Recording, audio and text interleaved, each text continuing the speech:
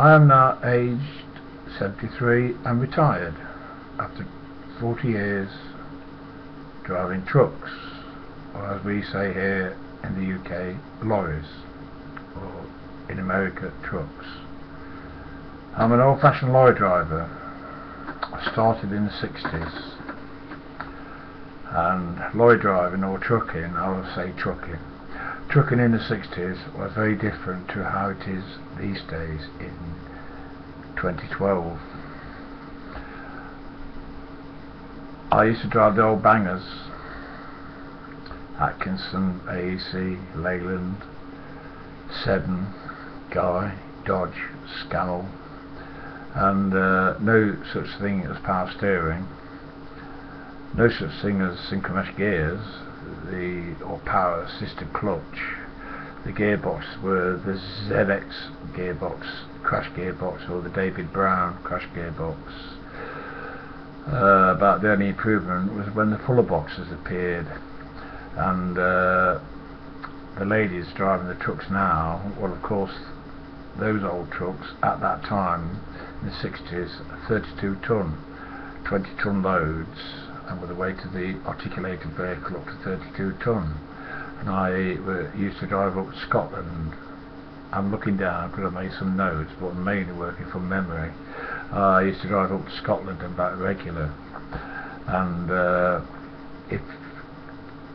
was pulling Staten Island pipes from Nottingham up to Nig Bay, north of Inverness, when they were building the Orovig bases, and driving up the old A1, no motorways. No, they were, I think they were probably under construction, up the old A1 through Doncaster, Darlington, Gateshead, Newcastle, Berwick-on-Tweed, up Princess Street, and you had to get your bum off the seat and use muscle power to pull them around the islands. And the old crash gearboxes, the clutch was very heavy, and at the end of the day, if you're doing any work in the cities, at the end of the day, after pressing that heavy clutch up and down, God knows how many times, your left knee used to hurt. And one particular trip up there, the winters were very cold, and these Atkinsons, they got the Gardner 180 engine, and the Gardner 180 originally designed as a marine engine. They were wonderful engines. They never let me down once. Heaters, forget about it, you get more heat from a candle. The Cummins engines were brilliant engines, got their own unique sound, and I think they are still around, aren't they? Or there was, when I retired about 10 years ago through ill health. Well, this particular trip I parked up at Perth. Now, I had been stopping in bed and breakfast for transport drivers, but I got the wife and kids and I was a bit short of money, so I thought I had a brilliant idea. I got 2 pieces of board from the engine in the middle onto the near side window ledge, 4-row mattress and a couple of sleeping bags and a blanket, and I used to sleep in the cab.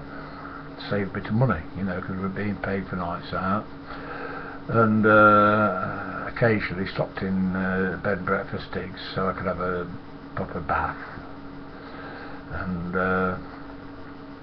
you know, a good night's sleep. And parked at Perth, went for a drink, and next morning, God, it was cold, started the engine up, and well, I used to blank the radiators off, put the heater, it was a joke. And I followed the snowplough up the old A9 between Perth and Inverness, 120 mile.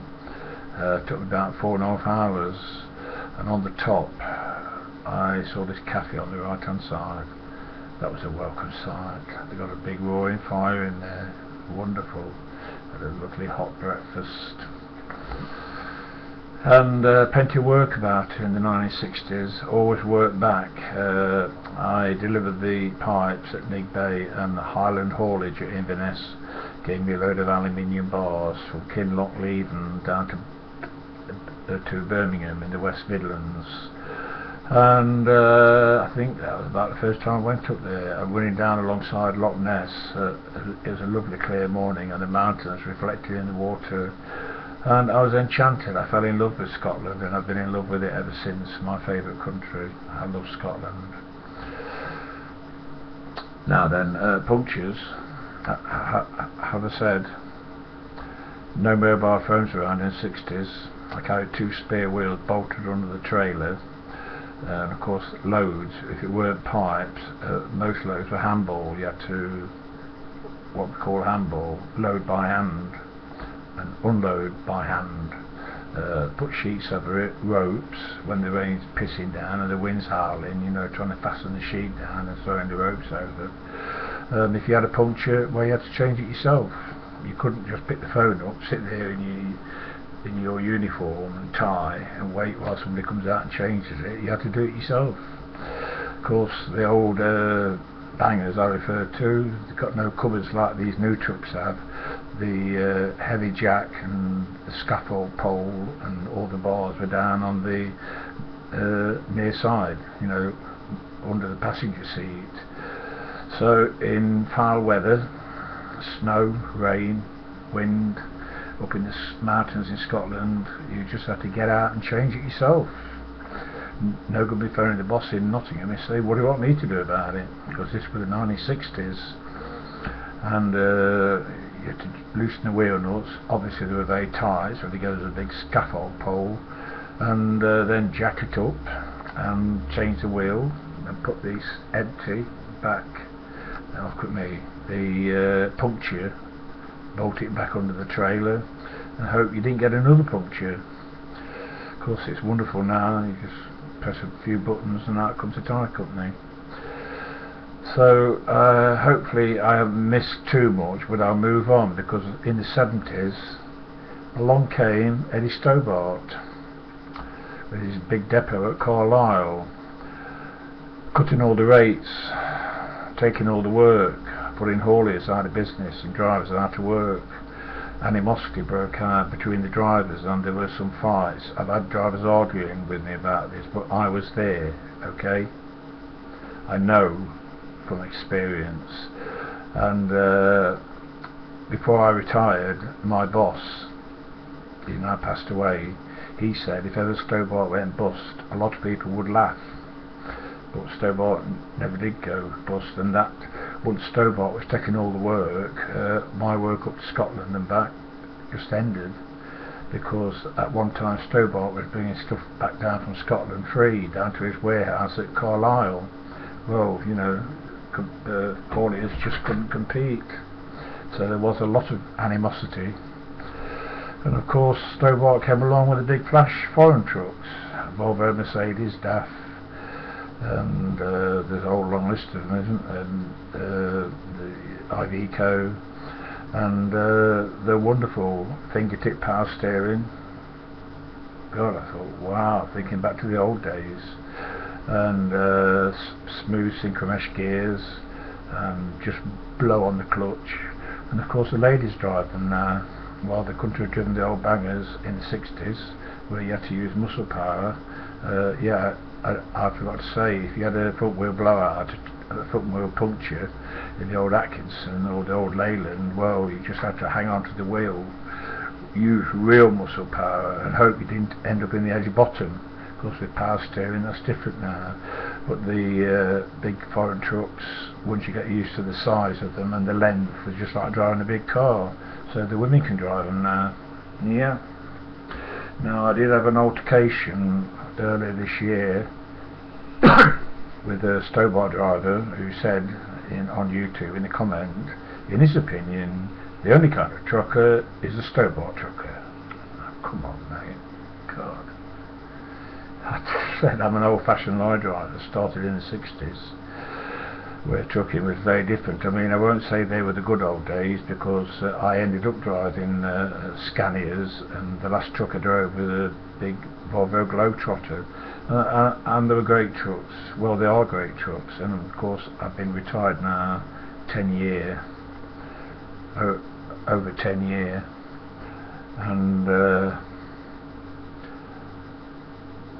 my son asked me if I miss it. I said no. I've got memories, you know, and I've got a pretty good long-term memory, because all the incidents that happened over 40 years, I can remember them all in great detail, but I won't turn this video into a jokey video, because I've met all types in those 40 years, all types. and I can remember a lot in clear detail what happened. What I did this time 3 days ago, I haven't got a clue. So, you know, I won't be a chauvinist, but the dolly birds now jumping out the scannies at Felixstowe docks and tripping over with their notes. You know, I did notice before I retired there was a big Volvo and a fridge container, 50-60 foot, being towed back down the M4, and I did hear it was a lady driver, had a front wheel blowout, running at 44 ton. Although it's power steering, the steering wheel does shake and you've got to use muscle power to hold on to it, and she couldn't, and over it went in the edge bottom. So this old fashioned lorry driver will say that the women, what, get back in the kitchen where you belong. Oh dear. No, okay, I said I weren't going to do any joking, but that's it. You know, I've been referred to the old to truck in the 1960s, which is very different to how it is today. Okay, and it's rather late at night, and I'm going to finish it now. I probably forgot, but I think that's mainly the main things I was going to say, because it's so different now to what it was in the 60s, and I'm going to bed. So that's it. Bye.